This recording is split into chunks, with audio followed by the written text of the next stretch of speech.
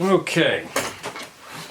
So, I was apparently unaware that Andor was released like as a show recently because I thought it was supposed to come out in October. You can imagine my surprise when I came onto Disney Plus and found that the show had released with a 3-episode premiere. God damn! Lucasfilm, Disney! Calm your tits! I'm already in love with you. The give to receive ratio is starting to feel a little one-sided, gotta be honest. So let's talk about what happened. I'm gonna be delving into spoilers, so if you haven't watched it, I don't know what the fuck you're doing. Go and watch it like right now. Like right now. Turn this video off, go and watch it, then come back and then we'll see how you feel then. And we'll just go episode by episode. I'll try and be brief with each one because I think each of them has something really, important to talk about each. Literally the first episode when we see Andor again for the first time, I was assuming that when we were going to watch that, when I was watching that episode that, oh, this is where we're going to be seeing like how Andor became that rugged badass he was in Rogue One. Because if you remember in Rogue One, there was that scene where he was talking with that informant that had like a broken lip.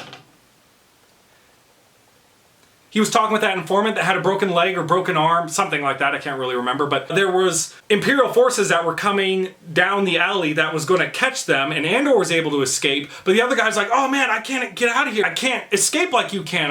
They're going to catch me. I don't know what to do. And Andor's just like, okay, calm down. We'll figure something out. We'll just, blam, and he shoots him in the back. And that's like a holy shit hardcore moment. And for all the people out there that were thinking Disney was going to baby up Star Wars when they got in control of it, okay. Yeah. It's such a crazy contrast to what we've seen before in the past because the way the Rebels had always been depicted in previous installments of Star Wars, or at least the original trilogy, is that they were just this squeaky clean, we're the good guys sort of thing. But in this, it really showed the dark underside where it's like, man, I can't let this person get captured by the Empire because it endangers the rebellion. Like, my options are, let him get captured and it endangers the rebellion, or I sacrifice a little bit of my morality to save the group as a whole. That's not even a question. Bam! And again, something very similar happens in episode 1 and for the first few minutes, in fact, where these Imperial guards, these Imperial officers are kind of harassing him, giving him the whole runaround, trying to blackmail him into giving them some bribery money, And he straight up lays them out flat and he accidentally kills one of them. The other guy's on his knees begging him not to do this. We'll make this all go away. We'll go in together and I'll tell them that, it was an accident. You didn't understand. Everything got blown out of proportion. And you just see it all registering on Andor's face. If I go with you, as soon as we're in through those front doors, you're just going to say anything and everything you can to get all those people to arrest me and maybe even shoot me on the spot. Or if I let you go, I won't get off this planet before I'm arrested. And then I failed in my mission. So, bam! So immediately I was just sort of thrown off because it was wow, I was really expecting to see where you got that attitude. But you already had it from the beginning! Han Solo vibes out the gate, and I'm loving it. And I've actually been hearing a lot of good stuff about this show from around the internet, and it was about episode 2 that I realized why. For shame. For shame. Who am I kidding? Yeah, like any other guy, I was sort of oh, my goodness. Sexy times. How in the fuck did you get that past Disney? Okay, weebs, everybody calm down. Let's just keep things cool. Let's not overreact.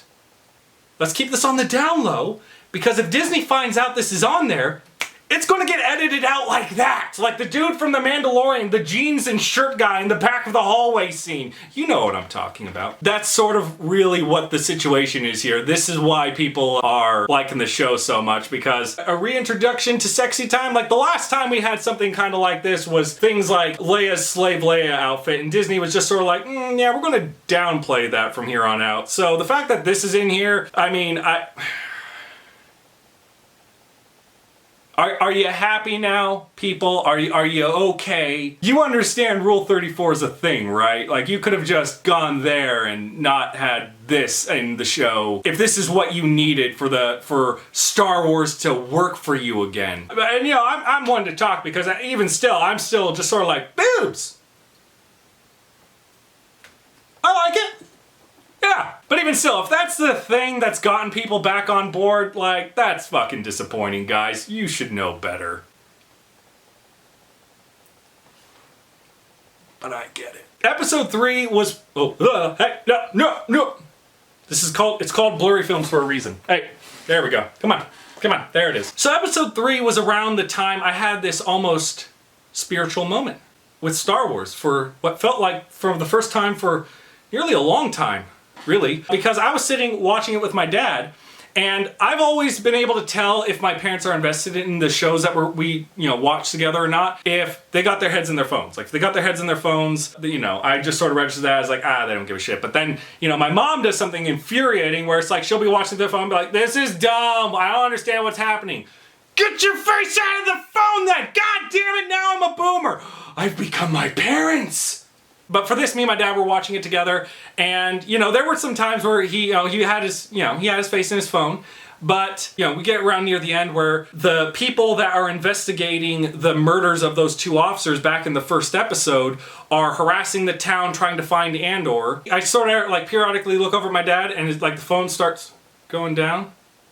And he's watching everything. And then there was this literal moment where he was just so invested in it. There's that scene where Andor and that mysterious dude that he was trying to make a deal with send that car out that's getting shot up as a distraction. It flips over. All those officers are kind of surrounding it thinking like, oh yeah, we finally got him.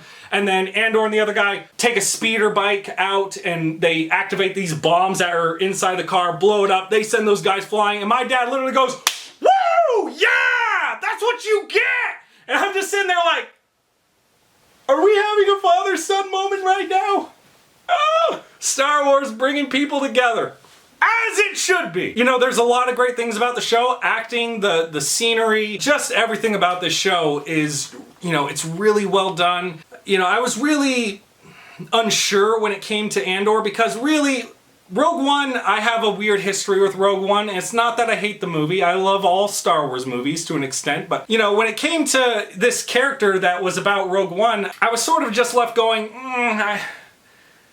it's cool they're making a movie about you, but at the same time, I don't know if I care enough, dude. Like, you were just sort of a guy that was in Rogue One and died. And, I'm glad we're getting some context to you, but I still know where your story ends. And that's still, I feel like that's going to leave me a little bit disappointed. But now watching the show and having all this context and history built around him, it's really made me look at him in a whole new light. And now, I don't know if I ever do watch Rogue One again, it's probably going to hit me a lot harder this time around. But I feel like that's a good thing. That's definitely a good thing. I would really recommend people go and watch this show. It's very well done. If you weren't a fan of Rogue One, I get it, but I feel like if you give this show a chance, it's not going to disappoint you. Anyway, I'd probably rank this show about maybe a 7 out of 10 for the most part. I don't think I like it as much as The Mandalorian. I do definitely like it more than The Book of Boba Fett, and I really enjoy The Book of Boba Fett. But I feel like the focus on Andor is, really well done. The relationships that he has with the other people in his town, I think it really does feel genuine. With shows like The Book of Boba Fett, it jumps around so much while it's trying to give you all this context that at times I was even left going, well, wait a minute, are we in the past or okay, so we're at this point. It just feels a little weird. And for the flashbacks that happen in Andor, it happens a little bit more naturally, and you definitely 100% know where you are in the story when it happened. I really appreciate that. I think Andor's definitely second favorite in the live-action TV show genre of Star Wars right now. I can't wait to see more. I'm thrilled to see where this is going, and I hope for others out there who are also kind of apprehensive and not really sure if the show's good or not, I hope you give it a chance. And that's all the time I got for today for you guys. I hope you come back for more. If you liked this video, please give it a like.